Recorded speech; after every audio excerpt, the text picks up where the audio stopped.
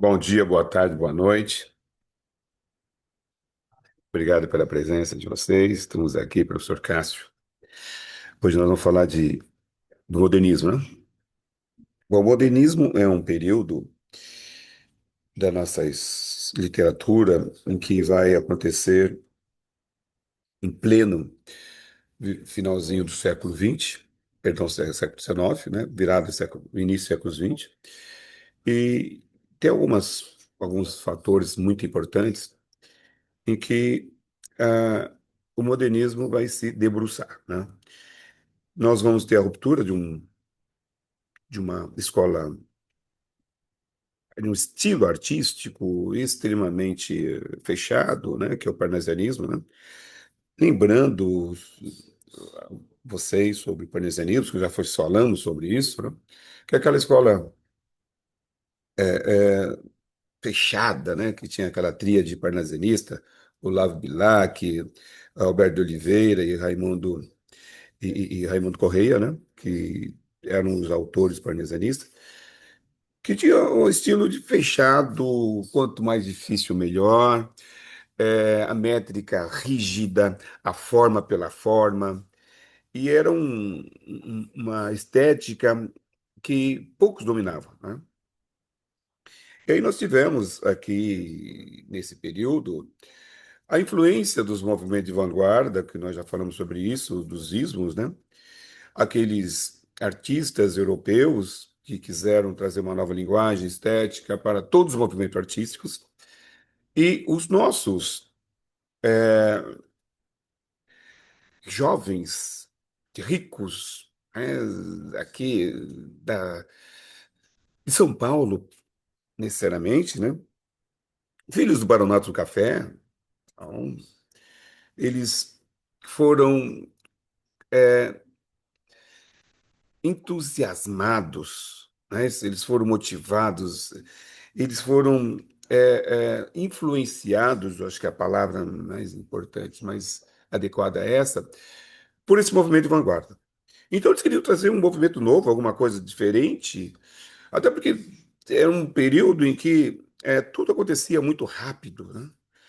Nós tivemos, por exemplo, a chegada da eletricidade. Imagine vocês, né? Tem eletricidade, os arranha-céus, o elevador, o telégrafo, o automóvel, o prenúncio do cinema. Então era muita novidade, né? Que ia acontecendo, e nós, esteticamente, ainda estávamos ancorados a uma estética antiga, arcaica, né, isso do ponto de vista, né, da linguagem, e o modernismo ele vai dar uma, uma guinada, né, é uma ruptura, não é isso? De experimentações, de testes, de linguagens. Mas, gente, é importante colocar na cabeça de vocês: nenhuma transformação cultural e artística se dá se não houver um fomento financeiro. E essa galera tinha muita grana, não era pouca, não, tinha muita grana, né? Então, a primeira fase aqui, né? Vou puxar aqui, que é qual é o contexto? O contexto era essa aqui, né? Então, nós temos algumas coisas muito importantes. Primeira Guerra Mundial, o início da Revolução Russa e a greve de operários aqui em São Paulo, que foi uma coisa muito grande, novidade, né? Fundação do Partido Comunista Brasileiro, movimento tenentista e início da Coluna Prestes, em 1905, quebra da Bolsa de Valores em 29, né? Que derrubou muita gente aqui, né? Muita gente perdeu muita grana, né? Sobretudo no Brasil. A Era Vargas, que começa em 30, né? E nós temos aqui a República Populista de 45 a 64. E é importante lembrar vocês que, quando vocês forem prestar vestibular, que esse período da primeira fase é chamado de período heróico, não é isso? O período experimental, né? Que era uma fase assim que de experimentações e foi uma loucura, né? De trazendo possibilidades de linguagem, de poesias, e rompendo estética, tirando aquela questão da métrica, a medida, que são métricas, tem que ter um nome, o verso tem que ter o mesmo número de sílabas, e tem que ter o mesmo número de versos, nada de soneto, nada. versos livres, não tem, não importa se o verso tem 5 sílabas, 10 sílabas, 300, não importa, o importante é a liberdade de expressão. Então, coloca na cabecinha de vocês que uma das características aqui da pós-modernismo foi a liberdade de expressão, tá? Então, características, né? O subjetivismo, o nacionalismo e urbanismo, o folclore brasileiro, ironia, humor, piada e reverência. Meu, isso seria impossível por aquela coisa séria, aquela coisa formal, né? Isso, rígida do parnasianismo. Eles não queriam nada disso, não. Eles queriam, né? Isso, vamos, gente, vamos viver, vamos rir, vamos zoar, vamos bagunçar o coreto. Isso eles queriam, tá? Estou falando exatamente dos artistas modernistas, né? Da primeira fase. Revisão crítica do passado histórico-cultural. Como se existe uma das características da liberdade de expressão, então eles podem falar sobre qualquer coisa, sobre tudo que visitar as escolas anteriores, pulando para o parisianismo, é claro, né?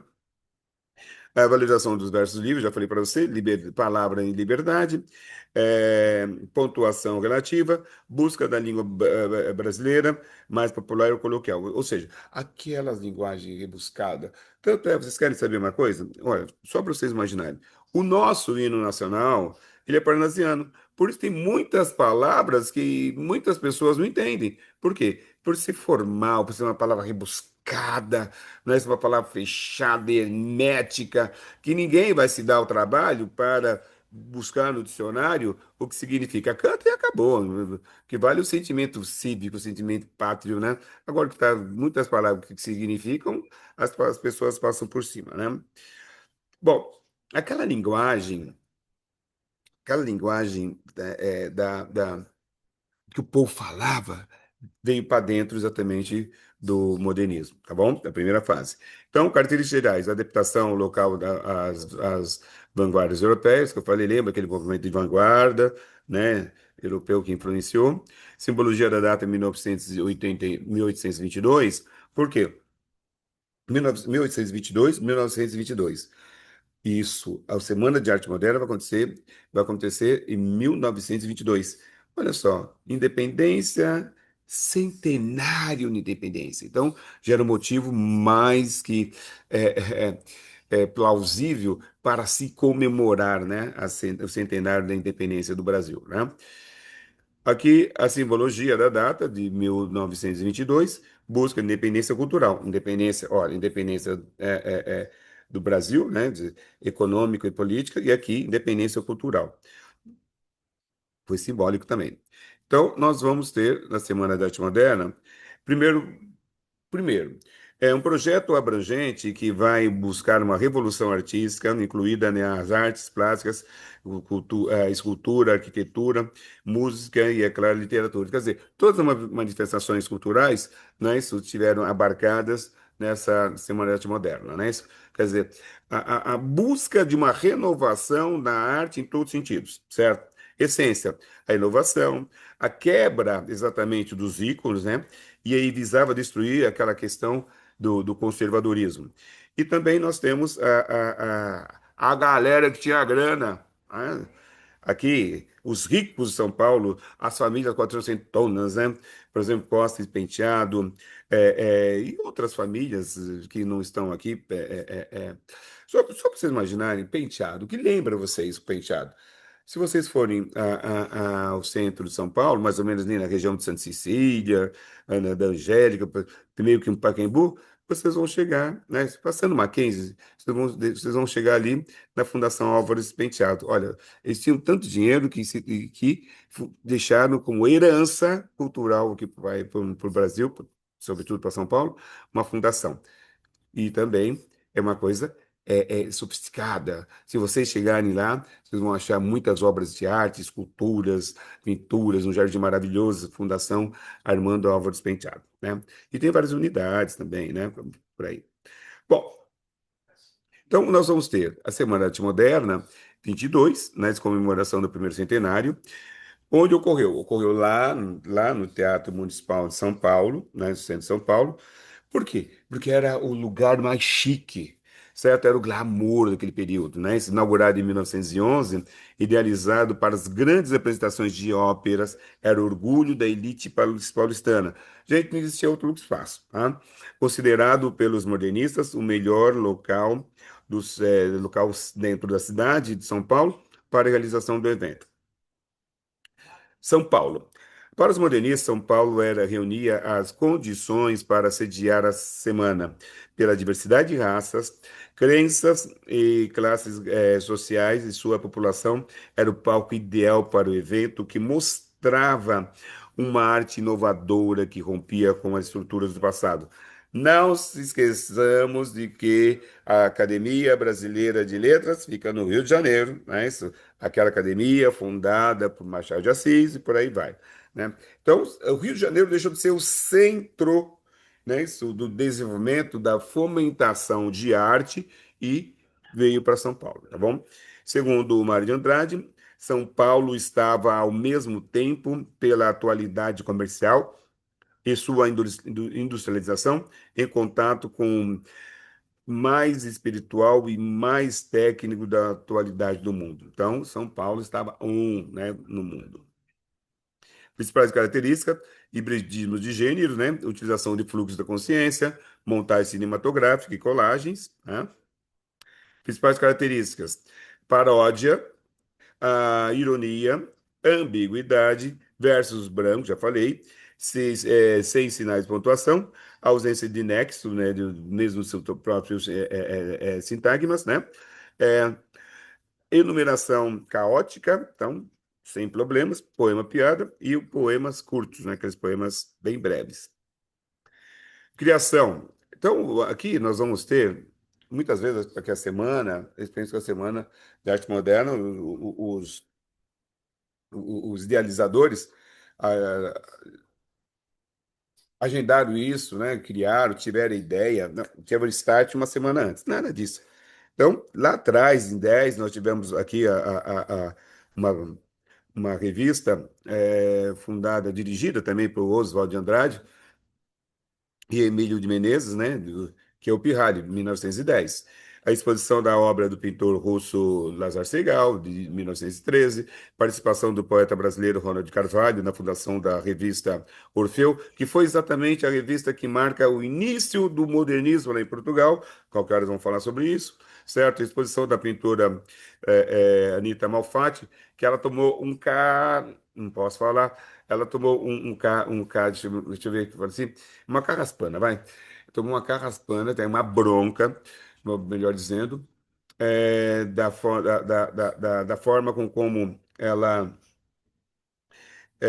expôs e da linguagem nova, né? Então, esse artigo aqui de Monteiro Lobato, que fala assim, paranoia e mistificação, é, acabou com a vernissagem dela, que foi feita lá na rua Líbero Badaró, em 1917, tá? Os jovens artistas de São Paulo, liderados por Mário e Oswald de Andrade, né, unem-se em defesa de Anitta. E aí começou exatamente, falou, gente, vamos fazer alguma coisa, vamos fazer alguma coisa, vamos fazer alguma coisa para dar resposta, para dar resposta. E nasceu mais ou menos daí a ideia de fazer uma manifestação artística para dar resposta a tudo o que estava acontecendo, né? Aqui para trazer alguma coisa nova. Mas só que essa coisa nova, e quando eles trouxeram todas as ideias da vanguarda europeia, eles não simplesmente não quiseram copiar apenas, não. Eles trouxeram uma vanguarda nova, que, claro, que está é novidade, mas ela que não foi copiado exatamente dos mesmos modos europeus. Eles adaptaram exatamente ao estilo brasileiro, tá? Ah, Manuel Bandeira publica Carnaval em 19, Manifesto do Trianon, 19, Mário de Andrade também com poemas da Polícia Desvairada, 19, e em 1919 também Mário publica uma série de artigos críticos de poetas parnasianos, quer dizer, está quebrando os parnasianos, né? Falando mal. E ele simplesmente citou: Malditos para sempre os mestres do passado, que é a simples recordação de um de vós escravize os espíritos no amor incondicional pela forma. Que o Brasil seja infeliz porque vos criou. Que o universo se desmantele porque vos comportou. E que não fique nada, nada, nada, nada. É isso, né? Esse era o Mário, né? Maravilhoso. E nós falamos dos antecedentes, certo? Uma coisa muito importante é que está aqui, que nós temos uma revista, né? Que é também uma exposição do Gica Cavalcante, né? Que tem assim, o Fantoches da Meia-Noite. O pintor conhece Graça Aranha durante a mostra, né? Graça Aranha também. Porque o Graça Aranha, Graça Aranha era um embaixador, muito intelectualizado, né? Isso, rico também, né? Isso que fez parte do Clube dos Cinco, né? Que era Anitta Malfatti, era Tarsila, Mário de Andrade, Oswald de Andrade, Menoque Del Picchia, e ora revezava exatamente com Graça Aranha, que a Graça Aranha, inclusive, foi, é, como posso explicar para vocês, o presidente da Semana de Arte Moderna que ocorreu lá em 1922, certo? Nos dias 13, 15 e 17 de fevereiro, certo? De 22. Tudo bem, turma? Na próxima aula, nós vamos nos debruçar um pouquinho mais sobre a Semana da Arte Moderna, tá? E fica aqui a dica. Qualquer dúvida, estamos à disposição. Muito obrigado pela presença.